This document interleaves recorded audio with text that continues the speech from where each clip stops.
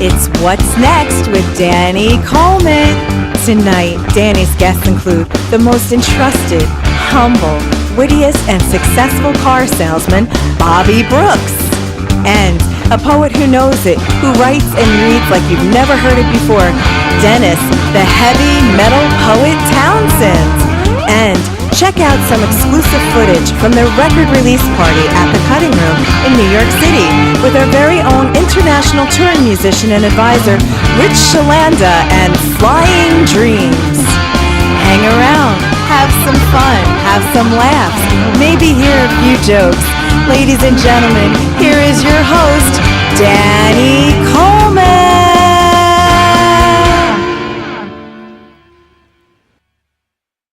Hello, everybody. Welcome to yet another riveting episode of What's Next? That's right, with Danny Coleman and Maryann Castello. We are here tonight, City of Angels Recovery Television, right here in Hightstown, New Jersey, and we are sponsored by Monmouth Music of Red Bank, New Jersey, The Recovery Spot, New York City, and by Neo Zoe Health and Wellness in Cranford, New Jersey. As well as, well, that's it. That's just it. That's the three sponsors. Yes. I always get the radio show confused with the. Because you do so many things. That's why. We have a very interesting show this evening. Actually, we have the heavy metal poet, Mr. Dennis Townsend, is here with us tonight, and we have a car salesman from Baker Jeep in Princeton, New Jersey. Mr. Bobby Brooks is with us this evening. Whenever we get together with Bobby, it's always a lot of levity. His prices are insane. I had to do that. Yeah, but that's crazy. I know, but I can't help it. Crazy Bobby! So, we'll... but, got me all choked up. I do that often. Well, we had the... last night was the Rock On Radio Christmas Spectacular. Yes. How was the eggnog? Fantastic. And the crock on chili? That was even better. I have to make, I had to make that over the weekend. Mm-hmm. It has to be fresh. Yes. Okay. And it was good. You were just missing one ingredient. What? The pineapple juice. No, you don't put pineapple juice in eggnog. So we all could have made Hawaiian music after all that eggnog. Come God. on. You know that. Hello, Long Branch Cable, channel number 20. It's 2 shows in a row you've talked about flatulence. What are you going to do? Oh, of course, this is the woman that has the poop journal for sale at the office as well. Neo Zoe. We've also got a couple little snippets from our music director's show at the Cutting Room. We've got some of them. We've got that. We got one of those. One of Robert Agnello, Lambs to Slaughter, as well. So we'll be playing those somewhere. Yeah, and you and I, we were on stage together. Oh, it was staged. That it was. It was bright lights in the big city. We were. We traveled to New York City, as we said last week. Art and I braved all the Santa Clauses. And the snow. It snowed. It was really nice. We came up on the 7th Avenue out of Penn Station in Manhattan. We walk up. It's snowing. The Christmas lights, the neon, the city. It's like something you'd see in a movie. And then we crossed the street, and there was just drunk Santas everywhere. From SantaCon. That's exactly what it was. And somewhere in there, given the fact that Macy's you can see when you come up on 7th and 34th Street there, given there's probably a real Santa in there somewhere, I think. Well, did you take off your green tights before you got to the Cutting Room? Were you one of the elves in all these Santas? What are you saying? Well, I don't know if you wore your green tights with your little That's the second time you've called me an elf tonight, Before we went on camera, you told me I was like the head elf from Rudolph. It was the way you were talking. It was the way you were talking. Wow. And I think Mr. Brooks, your Jeep car salesman deal, was the one who brought it up. No, actually, I brought it up, but he was the one who said that you could audition for it. See, this is what we're in store for tonight. right talent. here on Such What's hidden Next. talent. Well, right now we're gonna cut to a quick commercial, but before we do, on our way out, here's a little snippet from our music director and international touring advisor, Ryche Chlanda, and his Flying Dreams from the Cutting Room, New York City last week. We'll be right back. What's next?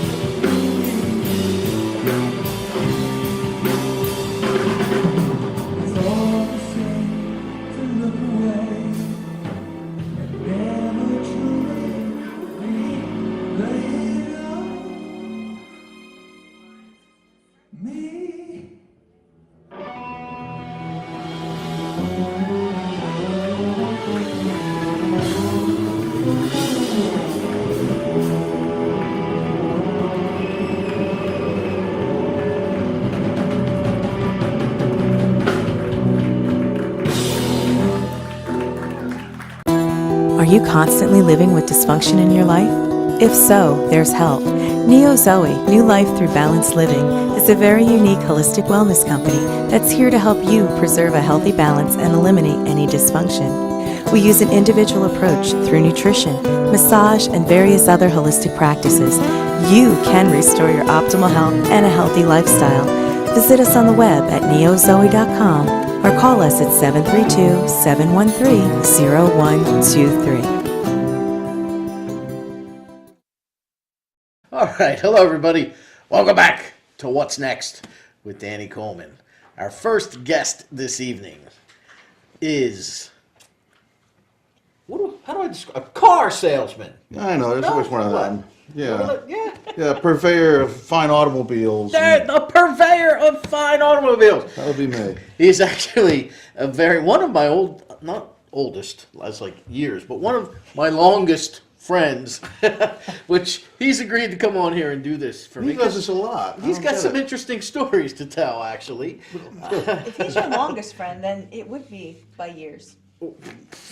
Wow. Well, you're Well, both you're trying to old be now. so You're nice, but I'm just gonna- pleasant. Yes. Make that very clear. Feet. Oh, Anyway, ye of this is really. Baker Jeep, Bobby Brooks. Yay! Thank you for having me. It's a pleasure. Well, I'm off now to the diner. Hey, it's really great to be here. Thank you Yeah. very much. No. Actually, I met Bobby in South Brunswick. He's a Hightstown native, right here Yeah. from where we're recording this show. I went to school in Hightstown. That explains a lot. There you see? With the farm, All the farm people, and it was very Hightstown was nice. different back then. Yeah, a lot of earwigs. A lot of less of what we have out there now. Well, I'm not going to say that. Yeah, well, it's true. But see. But I met Bobby at Dow Jones and Company, Oh, wow. publishers of the Wall Street Journal. Yes. Bobby worked in the engineering division, and then I slid over from when I started in the mailroom and moved over to the engineering division with him. Wow. Sounds better than it really was. But I was 18 years old at the time, so that'll give you a clue as to how long Robert and I have known each other. Years and years. But unfortunately, Decades. correct. But fortunately, through a series of things and corporate downsizings and staffing retrenchment, they called it. staffing retrenchment. Yeah, that was nice for being canned. Retrenchment. Staffing retrenchment. That was in all the memos. I saw those. Yeah. Jeez. Well, during the retrenchment, unfortunately, after 25 years, which seemed to be the number, Sounds like a Anybody boot camp term. anybody that we worked with, once they hit 25 years, were immediately retrenched No party. somewhere else. And you began to sell automobiles. Always wanted to sell cars ever since I was a little kid. Always. And people, I tell that to people, and I say that you're nuts. Why would you think that? Because my father was always the guy. He didn't buy that many cars, but he was always the guy. When he came out of the showroom, all the salesmen were laughing and pointing, because he was the guy that they thought, oh, we got that guy. It's true. It's true. He was terrible. He couldn't negotiate anything. But Well, I remember when you first began to sell cars, you sent out a letter to all of your friends. Mm-hmm. And the word that you used to say what he was not was swarmy. is that what I said? Yes, you said, I'm not a swarmy I think car my salesman." wife wrote that letter, and I never really liked it, but Yeah, she was kind to you then. she was kind. Yeah. Nah. So you A lot of started, things I don't think I'm swarmy. well, you started by selling Chevys Yes. at one of the oldest dealerships. 77-year dealership, and then of course, Dow Jones 100-year company. And they never laid anybody off, even in the Great Depression. They never laid anybody off till we got there. They laid us all off. Dealership been around since 1931. Boom, 5 years it closes. There's you can't escape it. It's terrible. There's a common denominator there. I know. I'm there. You started the But trend. I had nothing to do with it. Believe me. So you sold Chevys, Mm-hmm. and You bought a couple of them. I bought a couple. We'll get to some of those stories Of course. shortly. But I bought a couple Chevys off of you, and then you left the Chevy dealership, went to the GMC and Buick. Buick dealer across the way, and now you're selling Jeeps. Yeah, I like to. I want to touch everything that's Well, you know what though? That's not bad. You've been at 3 dealerships in 20-some. 15, 17 years now. Yeah, close to almost 20 years, yeah. right? Those guys, it used to be you buy a car on Monday, you go back on Friday with an issue. Oh, he left here. Most of those dealerships left me more than I left them. Yeah, true. Patterson Chevrolet was the one that was around since 1931, and they left. So, take us through the process, Bobby. I mean, like from start to finish. You see somebody come onto the lot. Wow. What goes? Because a lot of people like to go look at cars on Sunday because That's they the figure the greatest thing. salesmen are not going to be there like swarming like Yeah, bees when to a honey. customer is on the line, they say, "Oh, can't you just leave me alone?" Well, come on Sunday when we're closed. That way, no one will bother you. That's the best way. But somebody, one of my friends went, "So you look like a bunch of velociraptors going back and forth in the showroom, just waiting to attack someone." And then so that's true. There are people that do that, but not everybody. Right. Most of them are a bunch of guys like me who did something else before. Like where I work now, there's a guy, he used to run a martial arts store that failed. Another guy he's an Air Force veteran for 30 years, and he just wanted to do this until he sank into the sunset. We've had guys that were had insurance companies and other captains of industry and things. Just all that stuff sort of petered out, and they just wanted to do something that didn't require a whole lot of effort. It's not like digging a ditch.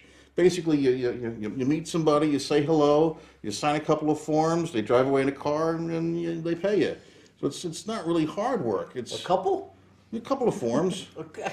It's like signing a mortgage. I bought a house with less. And everybody effort. says that too. Buying a house is less paperwork, but you can't pick up a house really easily and just move it away and hide it in a driveway if you don't pay the bill. So that's why there's more forms to sign, because a car is more mobile, so you have to have more protection on paper. Didn't realize that's what it was. I yeah. never knew that. That's why that is, because you gotta but selling a car's not a big deal. It's easy. It's fun. You just make a friend and shake a hand. All right, so of course there's various things now with online education. You can learn about things like dealer holdback and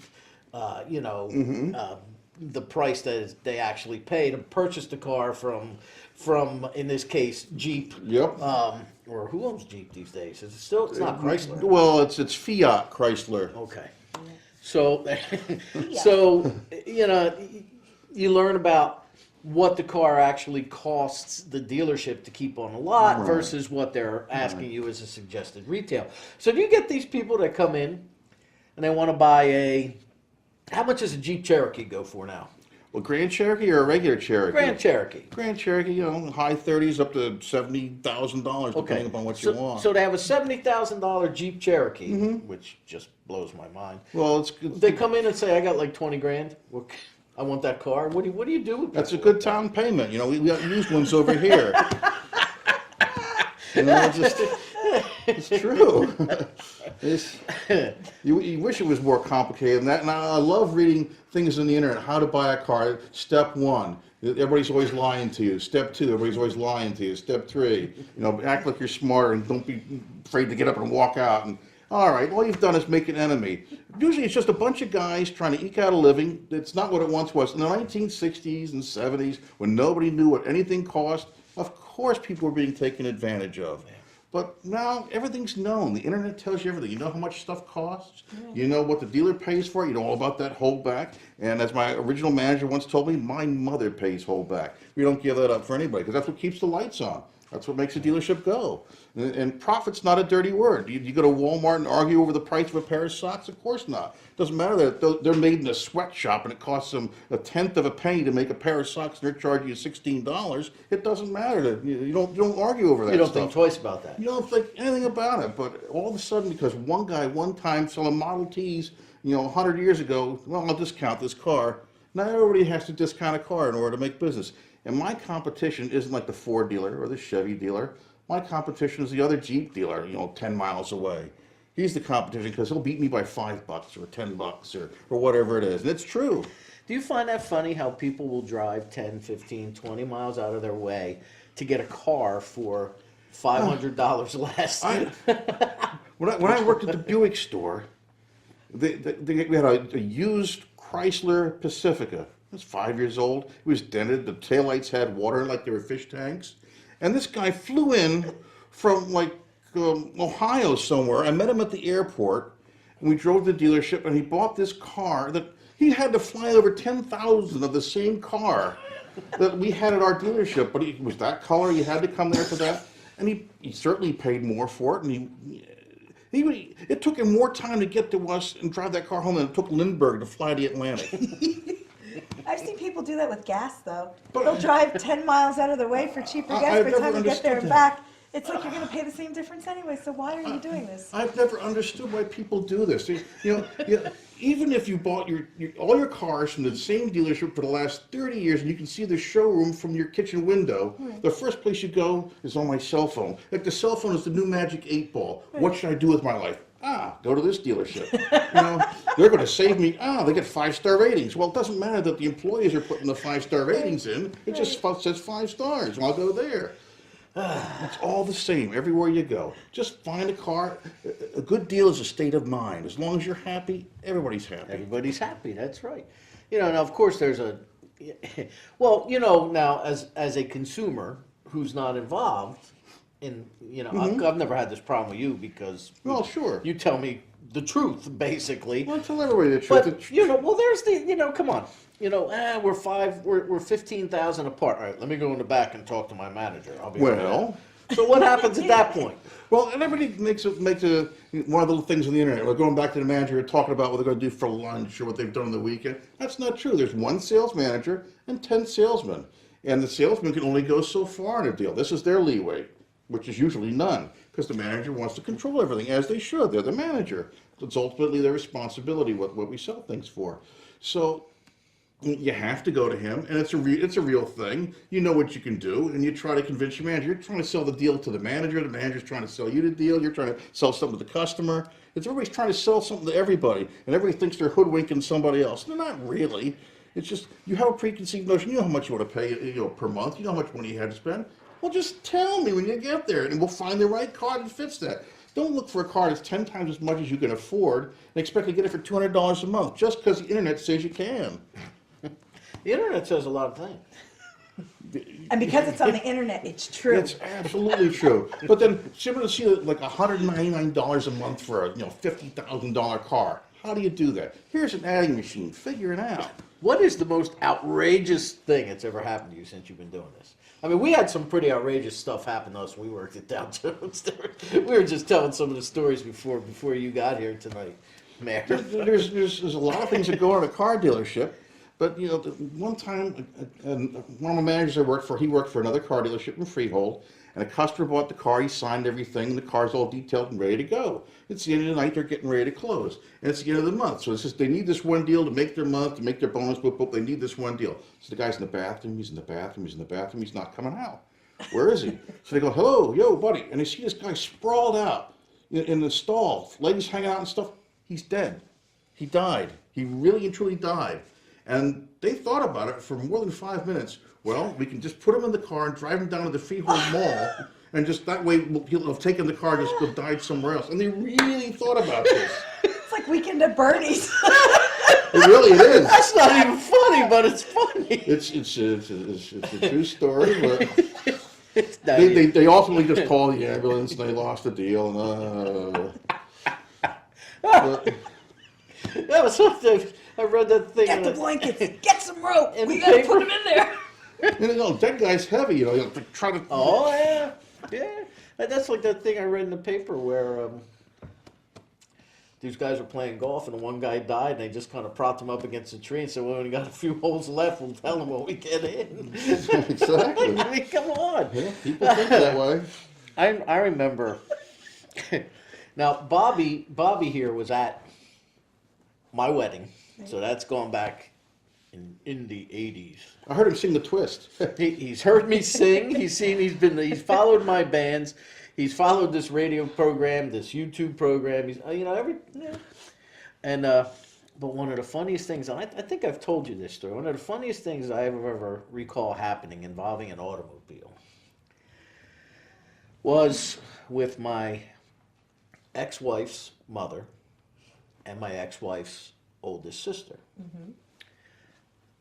My ex-wife's oldest sister had lost her job. She fell a few months behind in her car payments, and her car was repoed. It was taken to Patterson Chevrolet. This is before you started working. Yeah. So before you started working there. So they were driving by one night, the two of them. Still got my keys. I wonder if... So she goes over to the car.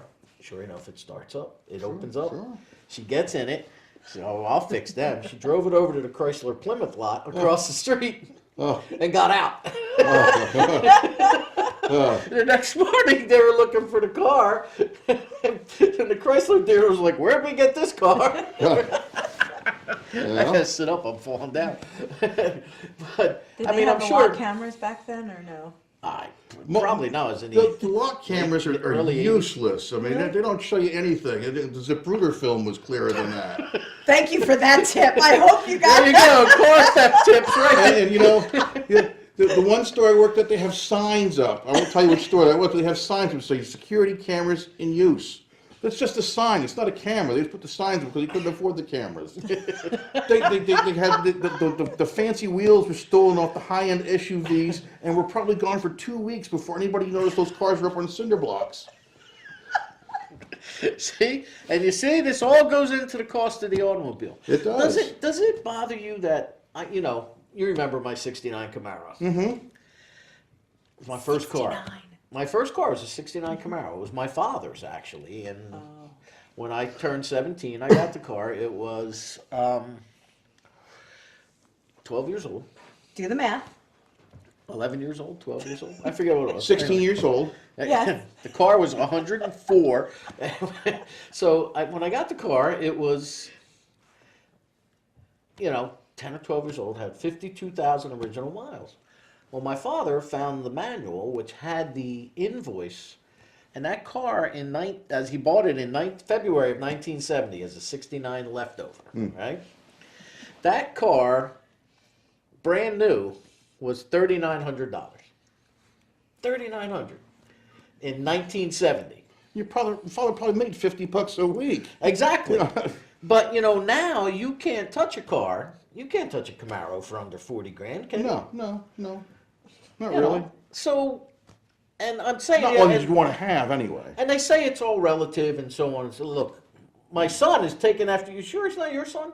You should have your son here. His son sells cars too. My son has also started to sell automobiles. Now, my son went to college, got a 4-year degree, and now he sells cars. But he's happy.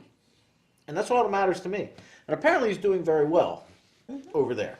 I think he's contacted you, hasn't he, my son, at some point or another? Me? Has he contacted you? No, not at all. Oh, okay. Not at all, I thought he no. told me he was going to reach out to you. No, a colleague of mine actually worked with your son briefly, Okay. and sort of connected a little bit, and he said he was going to say something, but it never happened. Oh, maybe that's what it was. That could have been. Okay. So, anyway, so my son sells cars, and I asked him, I said, are you going to be able to take the pressure of, you know, because it's got to be tough sometimes where you have to depend on the public to pay your bills. You got to budget your money. Yeah, that's all. I mean, you could sell 10 cars in 1 month, and then the next month only sell 2. Yeah, You know, your paychecks are never consistent, right? That's about sales, career in sales, you never know. It's like success in reverse. Well, you know, that's good. So what do you have? Any kind of car that you want to go ahead, sell it right here, Bob. There's nothing to sell. The cars sell themselves. Baker Jeep, Princeton, New Jersey. Come Go to see me. bakerjeep.com, ask for Bobby Brooks. Up. Bobby Brooks? Bobby Brooks. Are you Baker Jeep. you were the head of their internet, somebody's internet. I've done a couple different things there. Someone else is doing the internet now, but it all comes to us. How do they do that, by the way? I mean, you see a car online and all, what do? Well- Put a bid in on it? Well, actually, there's all these little tools and things like that. You click on, it's pretty easy. And then it goes to people who actually sit by the phone and by the computer, just waiting for the general public to come in and look for something. And they answer questions and they sort of talk about prices and things. People think it's just like, buying a stereo or something, go click, and it just doesn't happen that way yet. Soon it will. People are trying to do that, but it's not going to be there yet. You still got to go to the place. And a car is still a thing except to millennials. A car is a thing, you still have to touch it and drive it. Right. All these kids now, it's an appliance. It's like buying a toaster, so it's something they need. But there's no heart to it. When I was a kid, all the men were out washing and waxing the cars on this Saturday. Nobody does that anymore. They just all let them go to pot because they're all just ugly. But the new jelly bean, there's no tail fins anymore. Anyway, I digress. They're all ugly. Did you get that? They're all ugly, except for Jeeps. Jeeps are great. Jeeps? All the other cars are ugly. Since 1967, the babies have been there. Have they? Yeah, it's 50 years. It's amazing. Well, we were talking before I let you go, and we bring in our next guest, the heavy metal poet. He's out there. Really? Oh, yeah. He's ready. He's ready. Heavy metal The poet. heavy metal poet. You know what? I never know what's next, so No. I have no idea what we're going to Curious. experience. You should name a show after that. I think that's a good idea. Yeah. It's a good idea. But I have to tell this because this is how far Bobby and I go back before we let you go. We were just discussing it actually before you got here. I was in a band. One of many. And during this band, we had played together, and things had started like they usually do with bands. Things had started to fall apart a little bit. We were starting to kind of snipping at each other, getting snarky with each other. And a fellow that worked with Bobby and I at Dow Jones, his daughter was getting married, and they asked us to play the wedding. Months in advance, we had said yes. Well, it came down to a week, 2 weeks before the wedding, and they said, you know what, we don't want to do that wedding. We're not a wedding band. Remember that? Mm-hmm. Yes, it is. So I said, fine, I'll do the next 2 gigs, and that's it. I'm done. I quit. Because I'm the one that had to go to work and face this guy. You know, they didn't care. So we had a gig at this place in Trenton called the City Pub on 3rd and Stokely. Remember Van Camp's Baked Beans? Right, Art? 3rd and Stokely? Van Camp's. It was part of the old Van Camp factory over there. 3rd City Pub. So there we are. I said to Bobby, I said, I got to get even with these guys somehow. I said, do you still have them heat lamps? He's like, yeah, what? I brought in our light truss, and I changed out the red and green and white bulbs with heat lamps. Nice. And I got there early, put the lights up, and I made sure that I pointed them in the direction of the 3 other guys. The hottest night they ever had. By the end of the 3rd song, they were like, man, is it hot in here? Getting 3rd-degree burns. They were sweating. This is the confession of Danny The Coleman. confession, there you go. That guy's got melanoma on his forehead to this day. Actually, there's only a handful of people that knew about that. Because I never told them. I was like, I don't know why you guys, I'm fine. Now you just told everybody. Yeah, they don't watch your show. I'll be getting, watch. Hey, what are you doing? Want to start my car later? Yeah. All right. Again, Bobby Brooks, Baker Jeep, located on Route 206 in Princeton, New Jersey. He is not a smarmy car salesman or swarmy or what was it? I don't remember. My wife wrote it. I told you. Thanks, Danny. Thanks very much. Bobby Brooks, thank you. Thank buddy. you very much, my dear. Stay tuned. We'll see what's next. If addiction, pain disorders, and mental health issues control your life, and you are ready for change, the Recovery Spot offers expert outpatient care for addiction, pain disorders, and mental health issues. We offer focused, high-quality treatment specifically designed for you. The Recovery Spot, we offer new hope for those suffering from pain and addiction. www.recoveryspotny.com. We're located in New York City. Welcome back to What's Next. What's next right now? It's going to be quite interesting, I think, because, I don't know, Mayor, what? I don't know what to think. I'm excited. I want to see what this is all about. That's right. We have with us Mr. Dennis Townsend, the heavy metal poet. Oh, yeah. Thank you. There we go. I don't even know where to start there, Mr. Dennis. Heavy metal poet. Let's start there. Let's define that. All right. Let's see. With my upbringing, with the music, the drumming, as a musician, had a couple bands. That's right. You're a musician as well, correct? With the kind of music I was involved in, or I still am, should I say, it's pretty much self-explanatory, really. Heavy metal. And I'm a lyricist and I write. With the band, I was the drummer and the lyricist. And it's just the content, the material of how I write. It kind of went hand in hand with the influences of the bands, the music I'm into. When the band broke up, a friend of mine that was reading at the time said, "What's up, heavy metal poet? Come on and read with us." I'm like, I don't really read. Okay, let's go for it. Twist my arm. And that was back in '98. So since '98 till now, I've been out performing and reading. For the last 3.5 years, we have our own open mic now. Oh. So I figured instead of Which is where? Oh, I'm sorry. Okay. In Point Pleasant, Okay. at the library. Don't get confused. There's 2 libraries. There's Point Beach and Point Pleasant. This one's on Beaver Dam Road. Okay. And not only do we just have it held at the library, but we're library sponsored. So we make it's once a month. It's every first Thursday of the month. We make it more of an event than just your basic open mic. How so? Like we'll say for like Halloween in October, we have costume contests.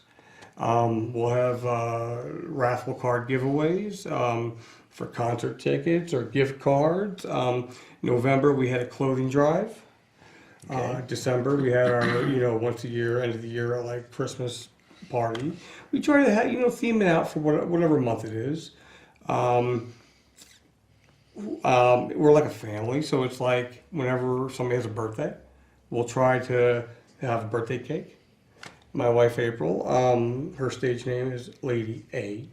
Try to be kind of rock and roll with it.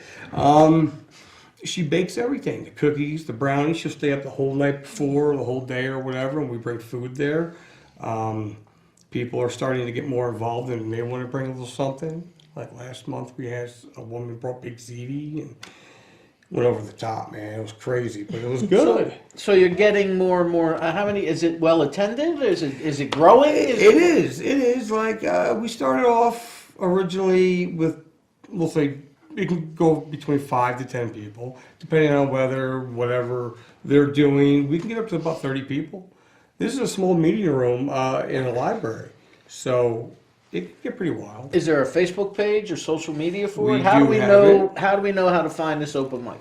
Well, I fall under the name of Crushed. It's very metaphorical, by the way. Crushed Beneath Poetry. And you can find us on Facebook. Please come and like us. On the site, you have all pictures and videos of everybody that's at the open mic. So you can check out our ongoings and our craziness. Well, let's get a little crazy right now. Why don't you give us a sample? Read us a sample of what the heavy metal poet. Yes, I want to hear this. So do I. So do I. All right. Like I said, the material that I have is based on like the influences of how not just the music, but more like it's. I'm not really funny. I have readers that come up that are funny, and I love them to death. Mine is a little bit more serious. I can get on more rants than anything. But then people are like, why don't you read stuff or write about like puppies? And I'm like, well, if their heads are mounted on a wall, maybe. But Wall mount puppies. but no, but honestly, No animals were harmed in the making of this. but segment. honestly though, with the Crush Beneath Poetry, not just do we have the open mic, but we now help out with, like, we were asked to do Rock to Adopt. Oh, you were. Yes, at Potomac Park Zoo. I was the only spoken. I know Donna. Yes. I know Donna. I was Okay. the only spoken word performer that was. I became the drum tech, brought all my equipment there. I was the photographer, and I was allowed to read. And she asked me if I could make a poem for the animals, which is out of my element, but I did. And I did. Is that what you're going to read now? I got one of them. Yeah, I got a couple. How many poems do you have there? I didn't know what to bring, so I brought a little bit of everything. How many did you bring? I don't know. He's got a book. I don't have to read 10, but do me a favor. No. All right. When you, I want you to read this, and then we're going to do right. something. You know, we do a little. I'm gonna start off with an inspirational thing. Like I try to write a little bit more out of my element. This is actually on the back of one of my Crush Beneath T-shirts. All right, and this one actually came off the top of my head, and I don't read this anywhere. So this is the first time I'm reading this out loud. A world premiere, Art. Yeah. All right, here we go. You are not just a reader, more than just a writer, way beyond a dreamer, looking in from being an outsider. Breathing inspiration, an artist within. The world is the canvas. Creativity, never ending. Be yourself, for yourself. No matter what the day collides, this one life is the only chance you got. So live with your eyes open wide.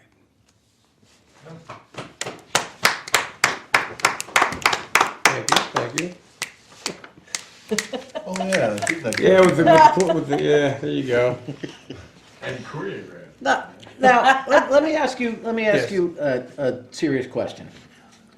I've been to poetry slams before, and I've seen. I've done some things, attended some like events where they'll bring a poet up while the bands are changing over. You know, why is it that when you read poetry, you read it with that cadence, like you just did? Not as dramatic as I've seen it. I've seen some people get really dramatic with Yes, yes.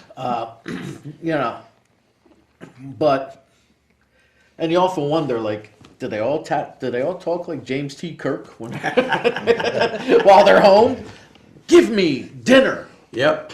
now, Spock. But yeah, why is it that everybody tends to follow that same cadence with slight variations? Variations. Words are just words on a page until you could bring them to life. It could be a story. It could be something personal. Like I'm kind of vague about my stuff. I'm very metaphoric. But the way I read it, I try to use my voice to bring it more to life. You know. Like some pieces get more angry than others. I could throw my voice out louder. But everybody has their own little way of doing things. I notice they use dynamics a lot. Yes, that's the word. You know, All they right. use, you know, they get Yes, the fish was in the bowl. And then it didn't swim. Thank you. Great. Can't even snap. I have an idea. Pick one of those. Pick 3 of those.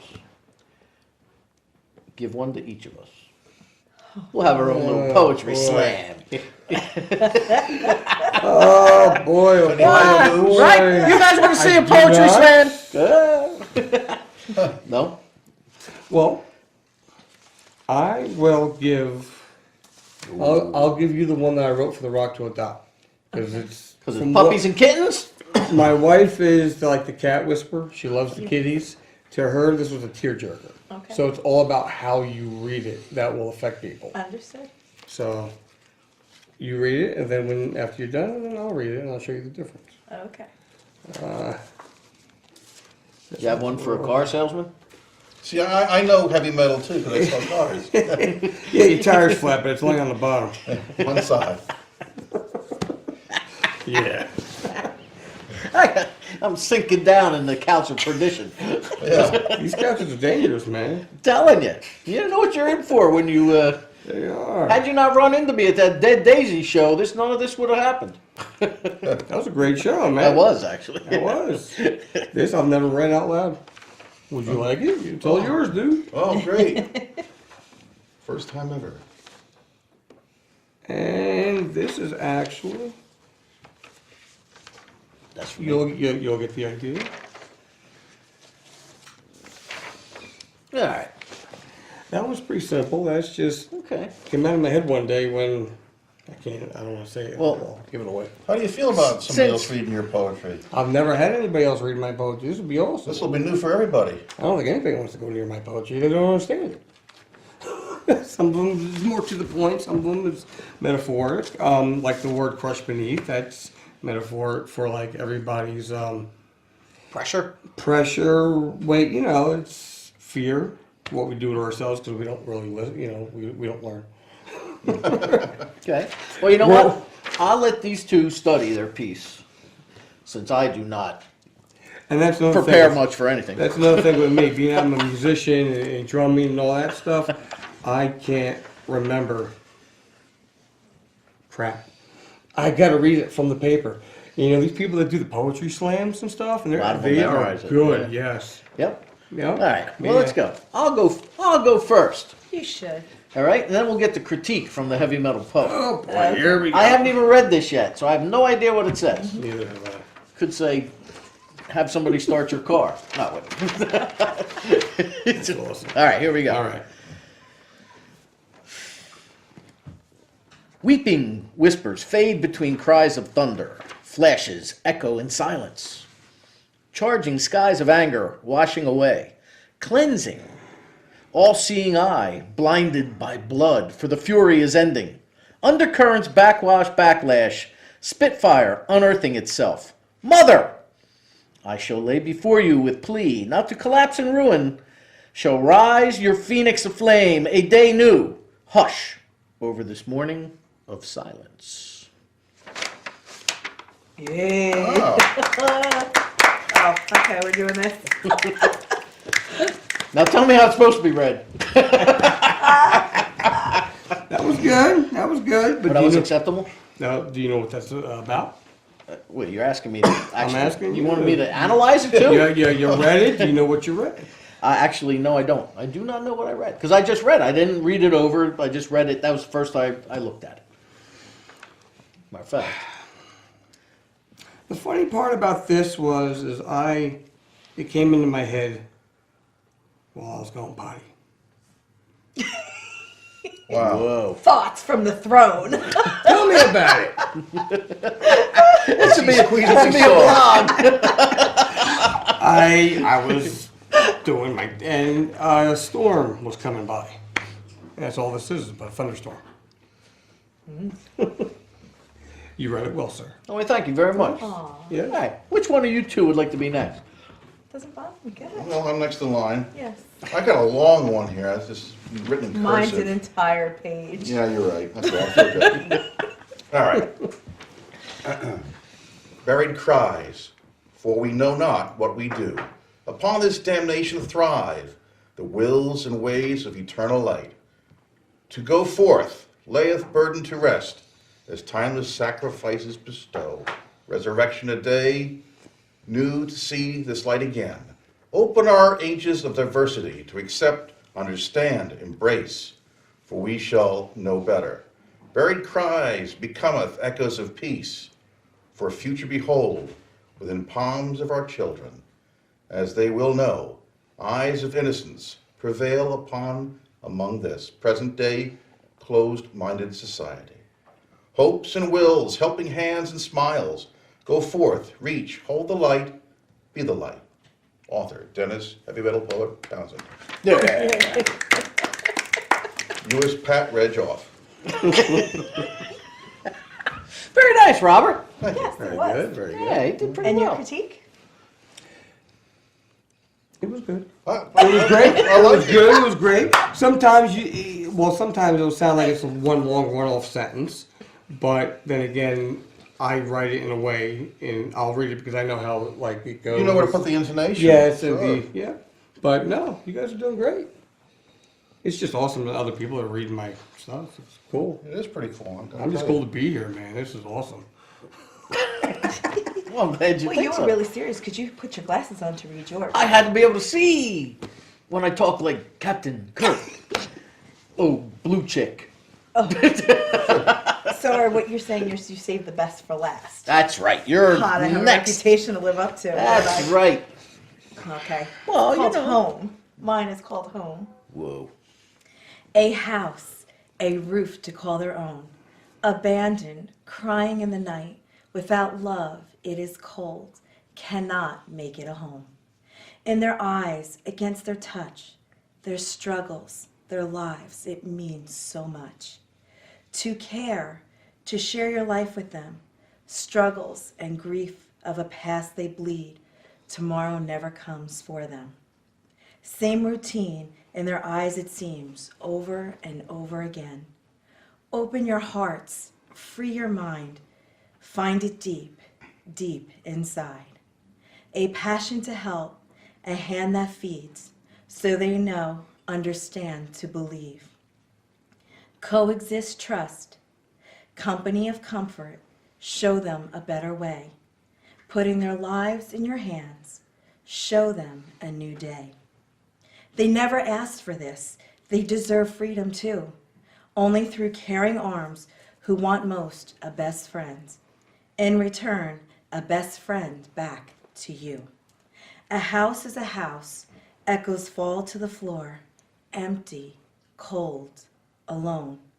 Until you adopt, open their door, making your house a home.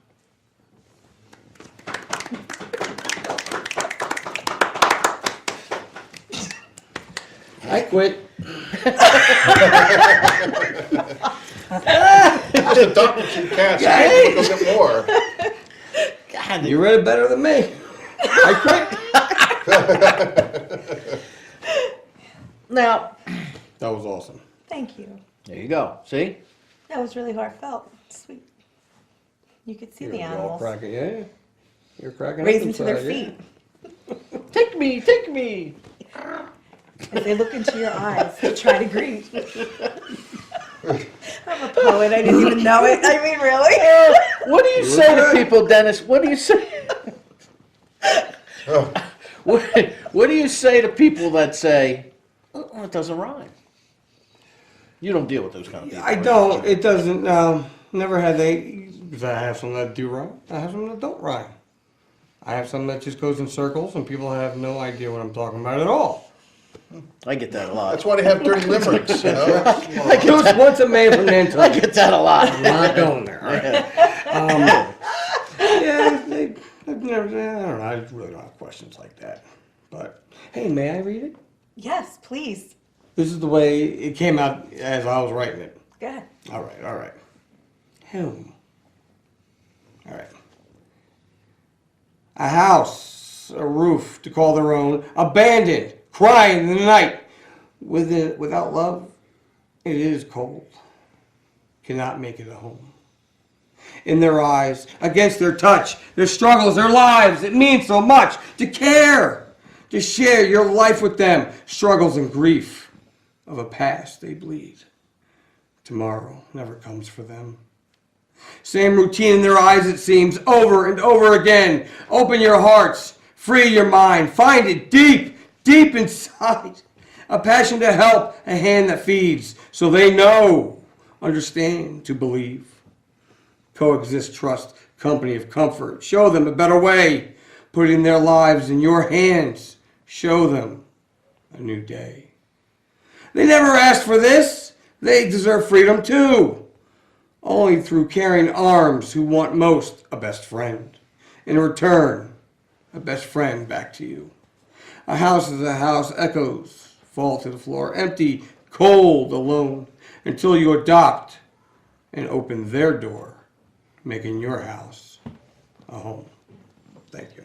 And that's why he's Dennis, the heavy metal poet, right That's there. right. Wow. So how do you have to be in the right frame of mind to write poetry, or can you be on the way to work and be like, oh shoot, that just hit me? You whip out the old iPhone voice memos, or It and depends how many painkillers I'm on. nice. Oh, sorry. Governor Christie wants to talk to you. Yeah, he sure does. All right, I think we got one. Come to the right place. You've come to the right place. No, it really doesn't matter. I mean, everyone's different about how they write. A lot of people I've encountered or heard or been to the open mics, a lot of people write about themselves. It's all personal, about their, what happened to them in life or whatever, and it gets real personal. Mine, not so much. I don't write a thing about myself. So the influences really is the news. You turn the news on, you really can't get enough of it, you know what I mean?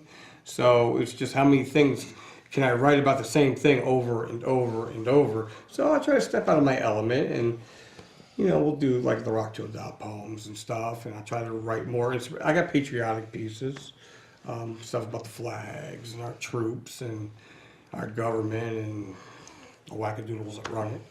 So where can we find you? What's your social media and all that sort of stuff? Right now it's like I got two sites. I got the Crush Beneath Poetry that's on Facebook, and I got the Crush Beneath Crew, which is just everybody. Like I said, it's a family, so Okay. they can, all the pictures are on there and whatnot. But the Crush Beneath Poetry, I put my stuff on. Now, it's not, you could put your stuff on it. It's for promotional reasons. Anybody can go on there, but I put all my stuff on there. I really don't have any other outlets, just that. Been writing for almost 30 years, actually, and I don't have one damn book. I'm working on it. Well, you can make it a make it a collection. I have volumes. I have them all set up and ready to go. I have a manifest. I have it all. It's just I don't. I have a book at home, was given to me because in my senior year I took 2 classes in high school to fill up my schedule because I had met all my requirements, one of which was poetry. And I took it solely based on the teacher because he was a really cool guy, And I took this class, and the very first thing he does is pass out a book, and it's called When the Mode of the Music Changes. And it's filled with all these poems from people like, what we would know them as songs, but they were actually poems. So there's a lot of stuff in there from Bob Dylan. The one that sticks out in my head was Street Fighting Man by the Rolling Stones.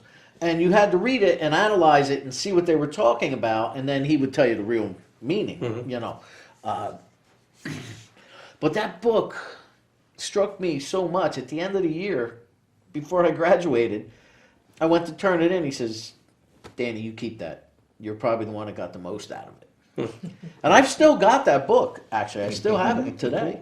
And, sometimes I'll flip through it, wax poetic and so to speak, look back and think about certain things. But it was actually, it showed you how, people think poetry, we kind of had fun with it here tonight a little bit, but, so many of the songs that you hear on the radio started out the same way, or started out as a, it's just somebody's thoughts about something that was going on. Like Street Fighting Man was about the social injustice in England in the 60s when the Stones put that together. So, that's just how it, like you said, political climate. It's kind of like a peaceful protest. In a way, yeah. Working at Most small music is people, just hitting small audiences at the same time. Have you ever entered poetry slams or contests? I have, yes. And? The last one, I came in second place. Oh, good for you. But then, I don't know. I just wasn't, I don't know. It's not about competition in battle with me. And it's cool. I got in second place. That's good enough for me. You know what I mean? I just like to get up there and just relax and just say my piece or whatever. Because I'm trying to make a point. It's. Have you ever thought about a spoken word album? Yes. And it's like, okay, answer yes. But can I get everybody all together to help me out? No. I'm like, dude, you play guitar, come on in, we're going to record. Why don't you be like the comedian Rich Hedberg used to be? Just have a bass player, an upright bass player with you on stage at all times. We can do that. Just playing behind you. We can do that. Like, what was it? I think about a month ago, there's a restaurant in Freehold. It's a Mexican restaurant. It's over by the old House Tavern, whatever. Well, anyway, they opened up like an open mic night. And a friend of mine, Sal, he came in and he was playing guitar, and it was like, dude, keep playing guitar. I'm gonna read now. It's just out of nowhere. He didn't know I was gonna do it, so he had nothing planned. I'm like, just keep playing. I read like 4 or 5 pieces over his music. It came out good. It's pretty cool, huh? Yeah, that's kind of neat. And it's funny. There's a place called the Green Planet Coffee House. Green Planet Coffee House, yes. I used to read there for years. I don't know what they're doing now today, but it's funny is I became friends with all the musicians there, and they knew that I was coming up next, and they all look at each other saying, "The metal poet's coming. Play fast." I'm like, no, you don't gotta play fast, but deep. Think Black Sabbath. Whoa. Get deep, play it, and see how it goes. And it was awesome. It was a great time there. There you go. So well, good for you. All right, well, Dennis, thank you, man. Thank you for coming in and bringing us, letting us read your poetry. Yes, thank you. I know that can be deeply personal, so it's look. It's like everywhere I go, it's like I have to have pen and paper. If I don't, I get a headache. I got to write stuff down. Now it's all on the phone for me to save. It's something I do now. It's like, I don't know. It's not like I want to. It happens. It just happens. it just happens. But okay, yeah, we have the Crush Beneath Poetry open mic nights every first Thursday of the month. Next coming up is January. What's the address? The address, I have no idea. It's on, I don't know the numbers, it's not really bad. Beaver Dam Road in Point Pleasant. It's at a library, and it's awesome because if you have a book, like a chapbook or a poetry book, the library works with us, and we actually have our local authors section. You can donate your book, and everybody in the library can read it. We actually have a guy that comes to open mic, and he actually has his own number next to like Edgar Allan Poe. He's got his own book in 5 libraries now. So it's good. It's cool, to help out with that. May I read one more piece before I go? Do we have time? How we doing on time, Art? No, we got to cut. All right. All right, yeah, we got to cut a little bit. Yeah, it's been on for a while. All right, Dennis. Again, thank you so much for stopping by, and best of luck. All right. With the Thank you open for mics. having me. There you go. Rock on, my And friend. I hope I see everybody out there. Crush Beneath Poetry. We will. Come like the 'Cause site. there'll be What's Next coming right back at you. All right.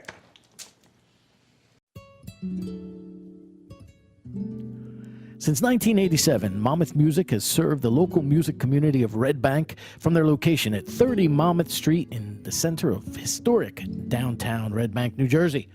Owner-operated, Monmouth Music provides lessons of all levels, beginner through professional, as well as brand-name instruments and a repair service. For all of your musical needs, go to Monmouth Music.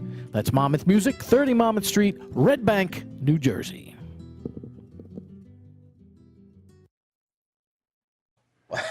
What? Woo. It's been a crazy Yeah, show. whoa, that was some show. You saw us read poetry. You saw us discuss the finer points of selling automobiles. What else did we do? we just. I feel like I auditioned for a poetry club.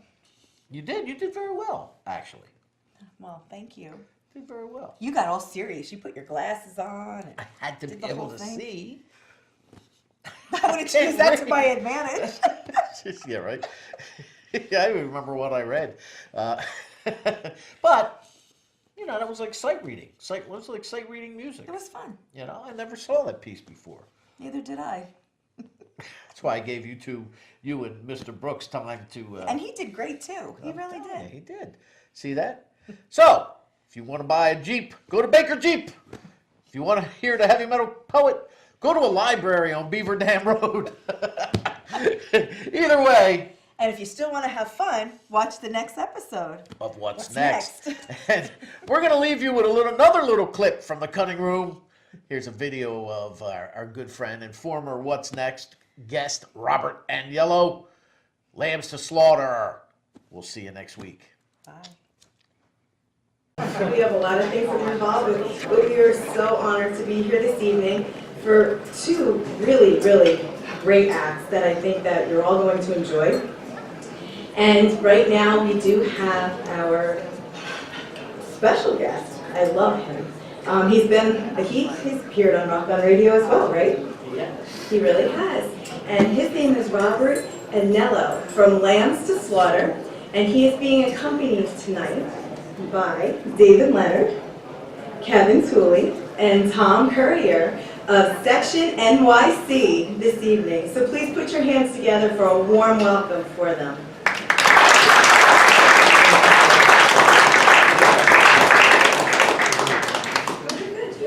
So enjoy your food and enjoy the act. It's wonderful. That's right. Let's bring him to the stage. Thank you.